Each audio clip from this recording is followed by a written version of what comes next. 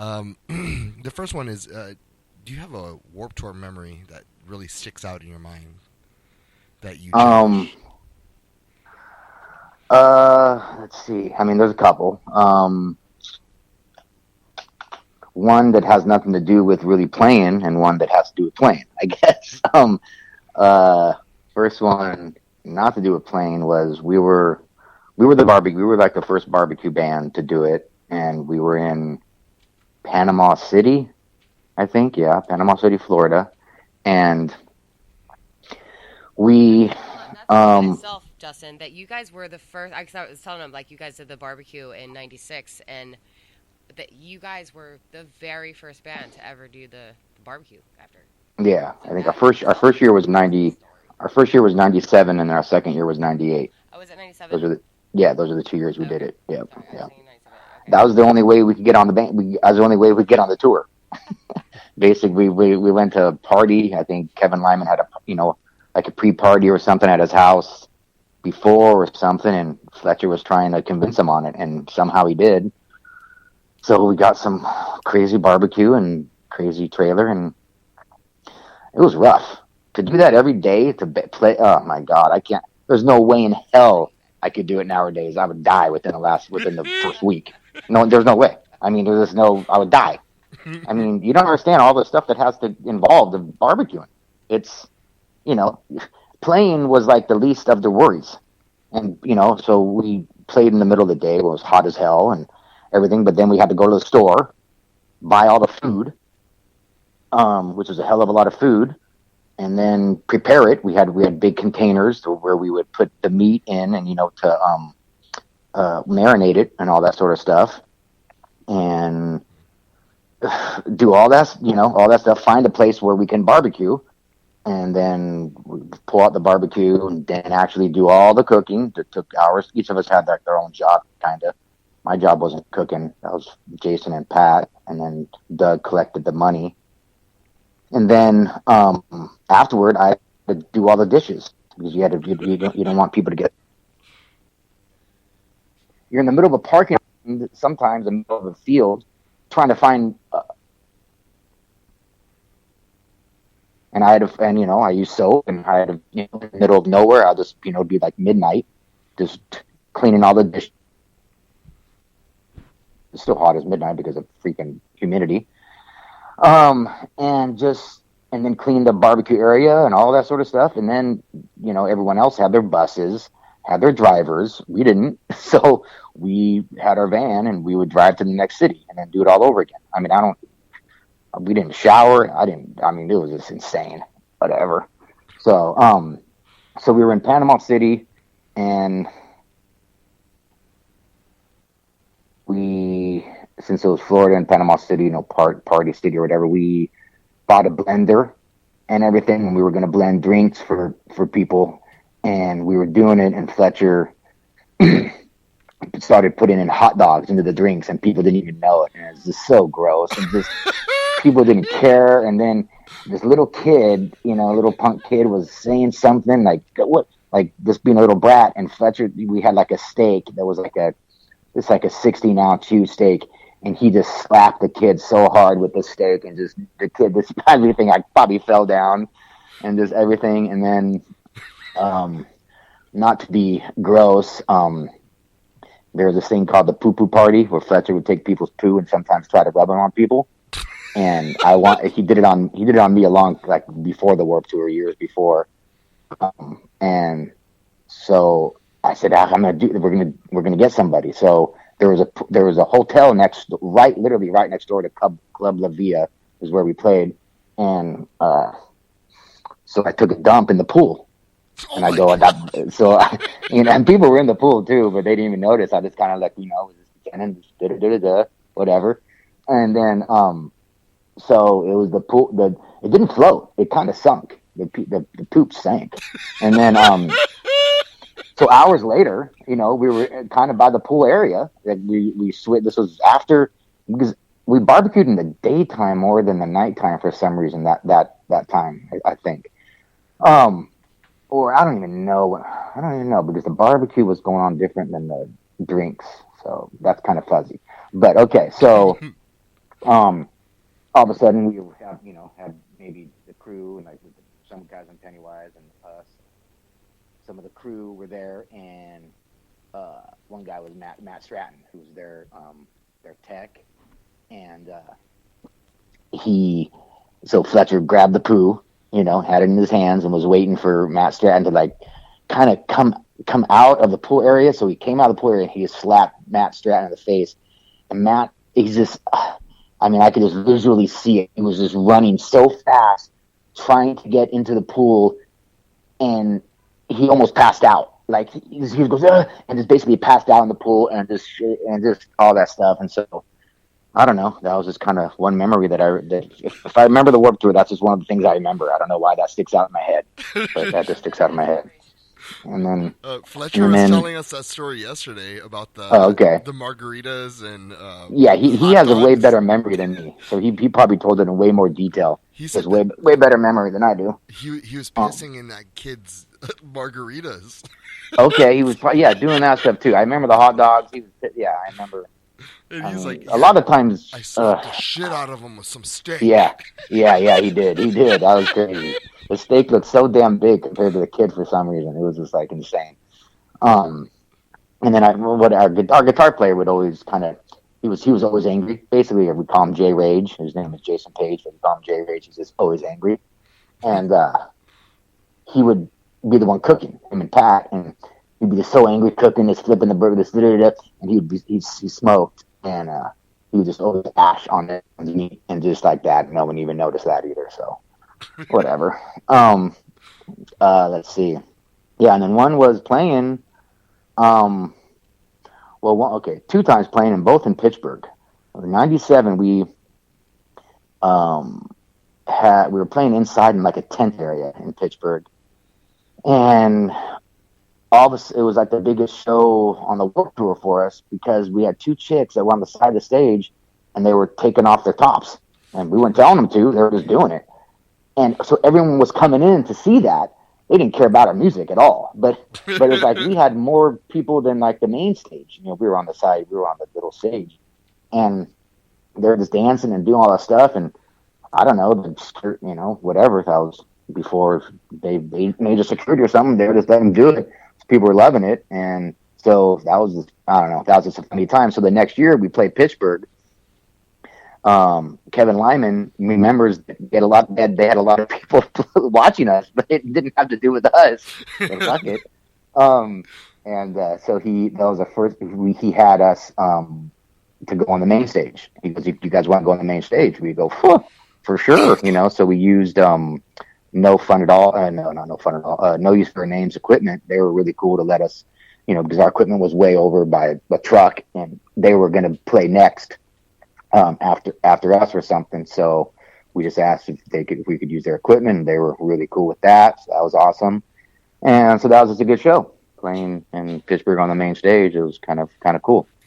So, so those are the. So you're saying the key to success is to have some girls get naked for you? Obviously. Yes. I mean, we weren't telling them to. They were drunk and just doing it. Just whatever. I don't know. First they were dancing, then I don't know. Yeah, it was cool. We still got some pictures. I got some pictures of my photo. It's hilarious. That's a true rock star moment right there, huh? Totally. Well, I think they ignored us afterwards, so it's not that much of a rock star note. Whatever. They got you that story though, man. They did get us that story for sure. And I mean, there's stories after stories. I mean, it was pretty funny, pretty crazy. One that so Fletch came out. So we were playing in '98. You know Fletch how I know it's going to be a good story? Because you said Fletcher. Yeah. So anytime it's there.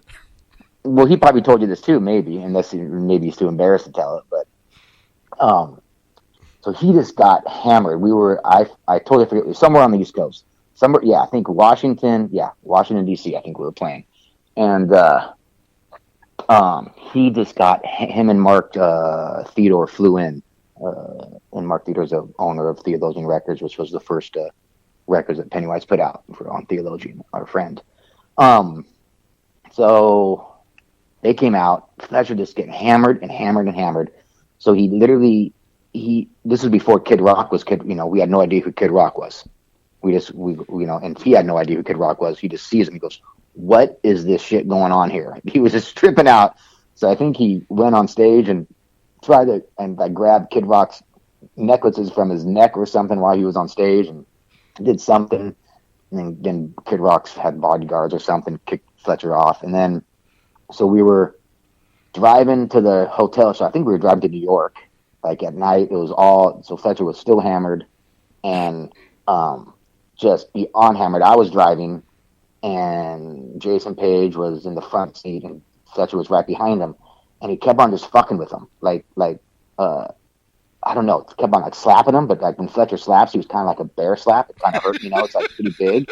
And he's kind of fucking with him because Jason had some chick there earlier that day or something. So he was just totally just bugging him, and Jason was just, going, okay, I got to deal with this, he's just drunk. And finally Jason just snapped and just went back and punched Fletcher in the face. And if you know Fletcher, you could do anything you want to him.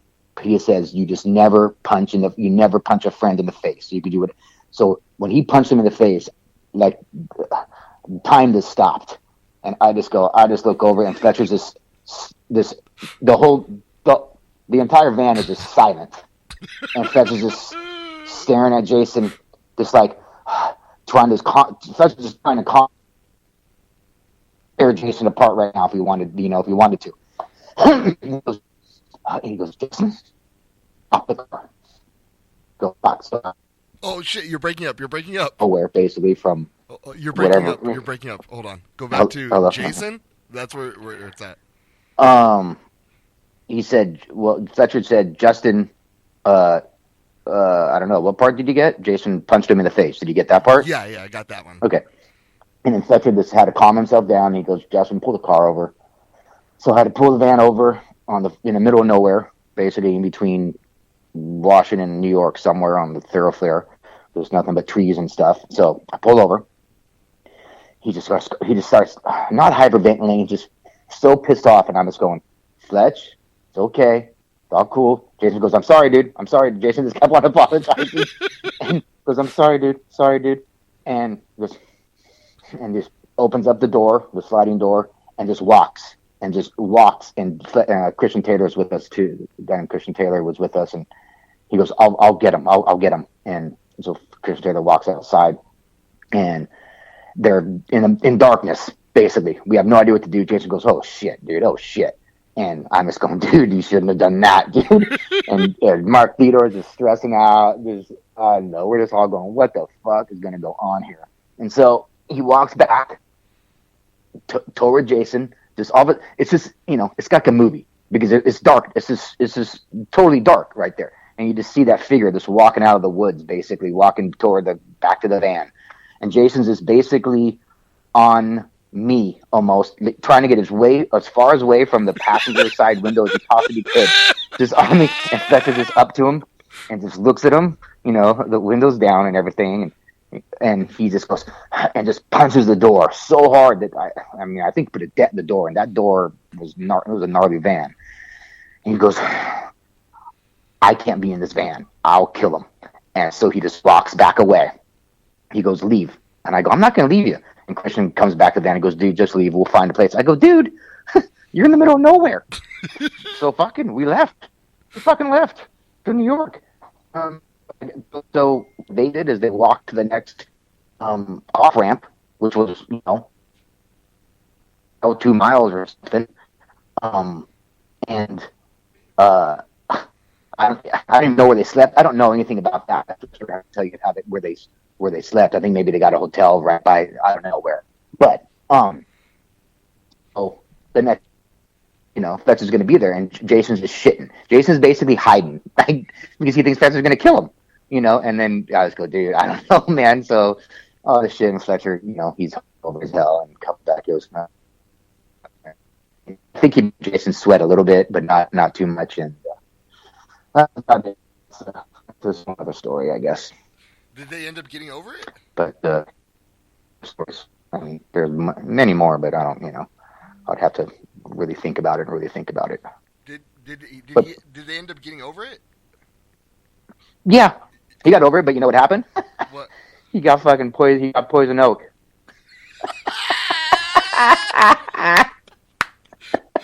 Fletcher's gonna get you no matter what. Jesus Christ. Yep. So. Holy man. Yep. So, but That's that's fun. what he got. He was giving Jason shit the whole time. He deserved it. Yeah, but I'm not gonna tell him that. Yeah, well, I will. He knows he deserves it. He knows he deserves. He knows he deserved it. That's fucking awesome, man. Yeah. All right, and my last thing is, do you have a message for Kevin Lyman? Just very cool that he let us, because we were nobody. I mean, not like we ever became somebody, but we, for him to do, first of all, for him to, besides us, just for him to do what he did, this doing that whole tour and making that, from scratch of what he did and the bands that he started and got, pretty big back in mid 90s to, like I say, I don't know the 2000s or anything, but he's just great, man. And very, very cool at what he did. And he was cool while we were, we asked him for some stuff here and there, a little, he has 200,000 things going on every day, for him to listen to us about what we, if we needed something or whatever. He was very cool. And, just awesome opportunity. I just want to thank him, thank him from the bottom of my heart with what he did for us and for a lot of other bands. And I think he knows that. I think he's pretty much a legend in the industry of that. And I guess that's about it. I mean, just couldn't have done it without him, that's for sure. And just thank him. And he was awesome, and I don't have one bad thing to say about it, really. I mean, he was just cool. Well, Justin, thank you so much, man. We really appreciate it. All right, no problem, guys. All right, here's Danielle.